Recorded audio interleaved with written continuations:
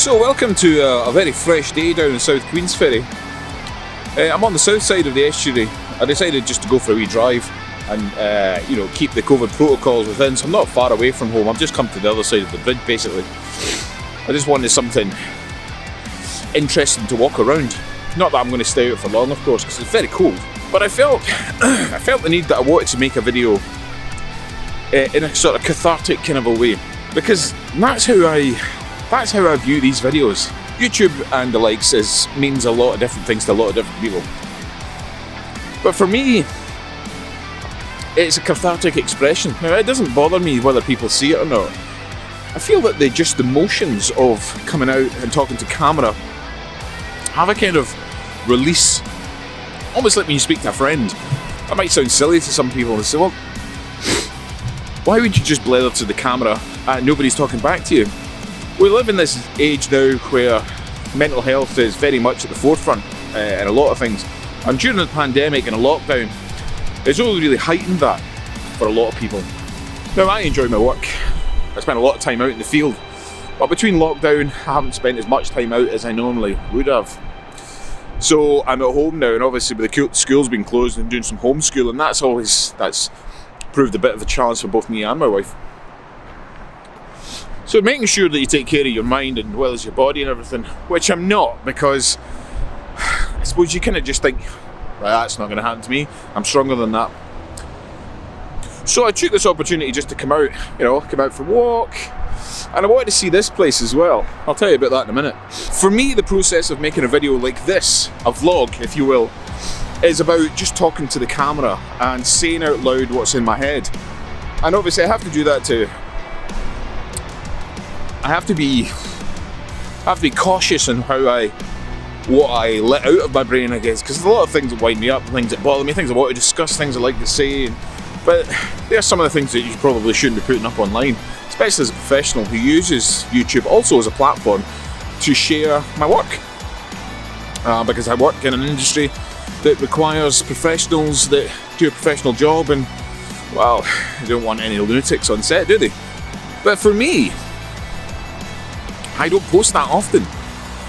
I don't, and half of it is because I don't have time, and the other half is because I can't be bothered. When I do get the motion or the fancy to do it, then I need to make sure it makes sense, or I'm doing it for the right reason. So this video is just that, it's just the sound off.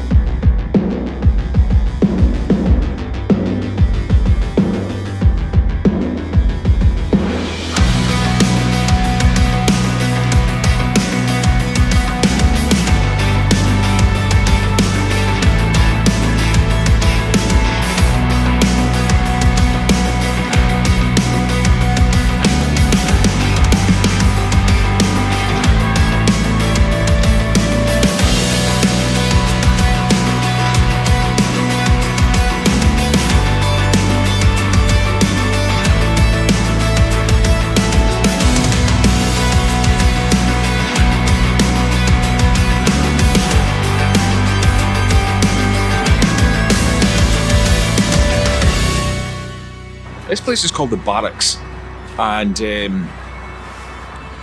well, it is a barracks, I suppose. It was built in the early 20th century, late 19th, I guess. It was used towards the end of the First World War. It was used primarily for a sort of medibay and admin, that kind of thing. It's an annex on the side of Port Edgar, which back in the day would have been HMS Lochinvar.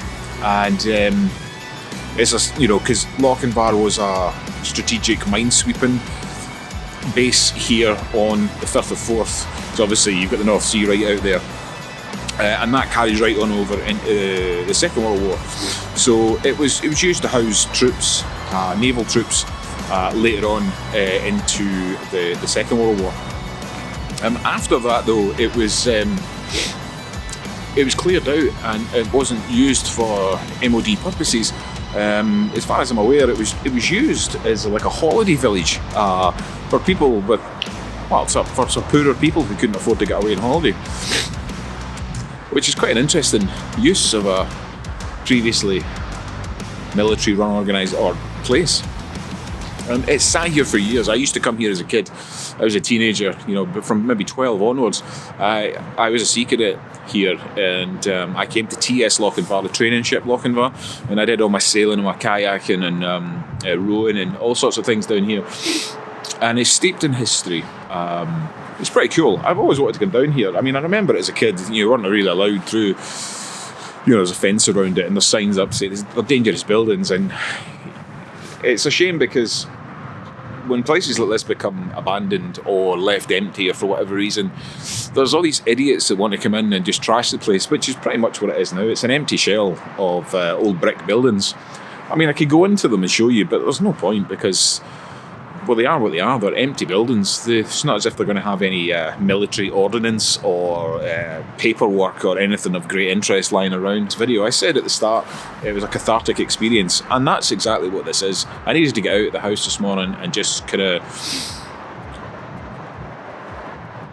just say things out loud. I did an end of year video where I discussed some of the things that I did last year, some achievements and things.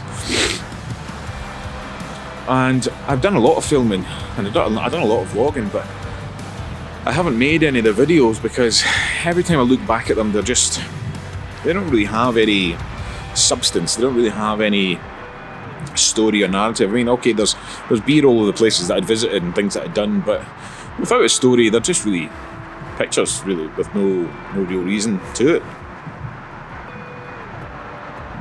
I found vlogging quite difficult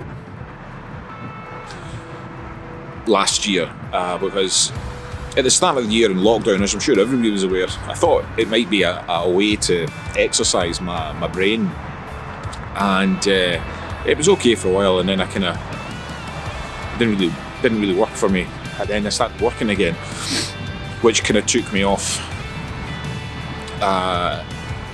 which took me away from it again. It's a documentary of life, basically, where I go, I take photos, and it's nice to look back and say, oh yeah, I was there this time last year. And I like the Facebook feature that has that, when it shows you your memories every day of what you were doing up to 11 years ago. I quite like that. So I like pretty much doing the same thing.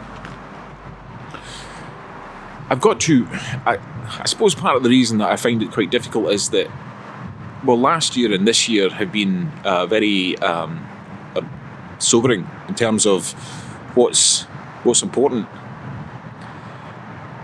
And this is why this speaking to camera, I feel as if I want to get off my chest. Last year, I have, we'll call him an uncle. He's not family related. He's just one of those people in the family that's not blood related, but he's been around so long that he may as well be family. And he's been ill all his life. From a young boy, he had polio and grew up, dealing with that, and then had kidney and liver problems and everything right up until, and then a whole host of things. But he was on dialysis for a really, really, really long time. And he took the decision one day that he'd had enough, that he just couldn't live life like that anymore, and didn't want to put those that were around him that loved him through the mill of dialysis on a bi-weekly thing, and being ill and just frail and just not being able to do anything more. And I was invited to come and video with him, to make a documentary and have a no-holds-barred conversation with him about his life and death, and what he was going through, what he was thinking about. Now, as a filmmaker, on one side, the idea sounded, that's an opportunity to speak to somebody you know and you like and respect, and have a candid conversation about a very macabre subject, and talk about life and religion and afterlife and fears and hopes and dreams and aspirations and all that kind of stuff. And it was a phenomenal experience, and it's one that it shook me to my very core, because reflecting back on it, he was a very, very brave man, because what he effectively done was he stopped his dialysis after that and just let his body shut down, and he passed away just over a year ago. And I still have that footage. I haven't done anything with it yet.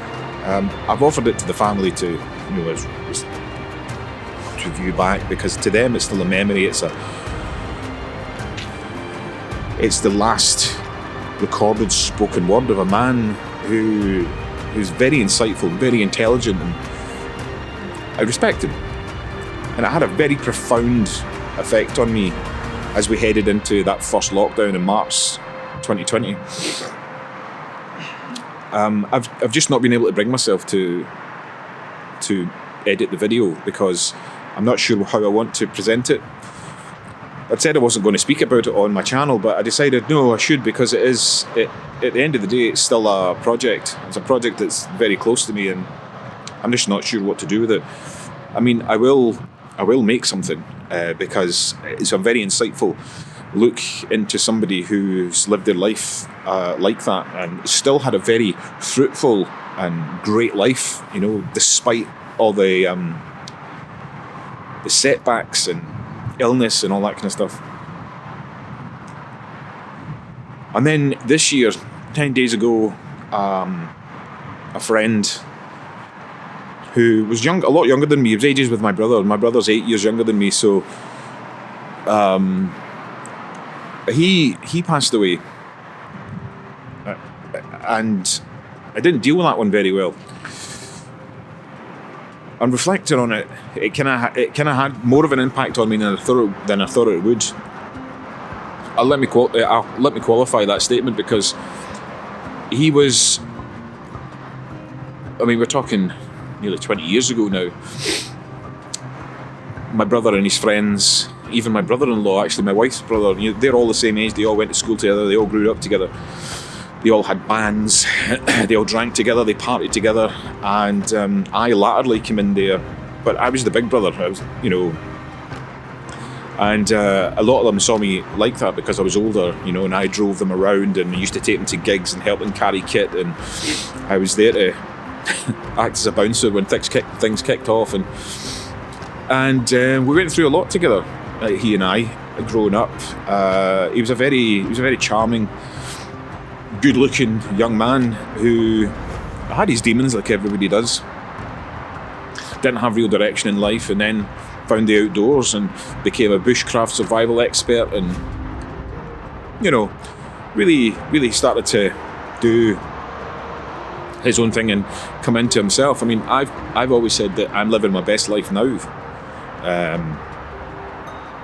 because I've got a wife and family and a job that I enjoy, and I can really reflect on what I had in the past and what I have now, and I much more enjoy it now, albeit I've got less time to enjoy it, if you know what I mean. But these incidents in my life are causing me to look at things differently and question a lot more.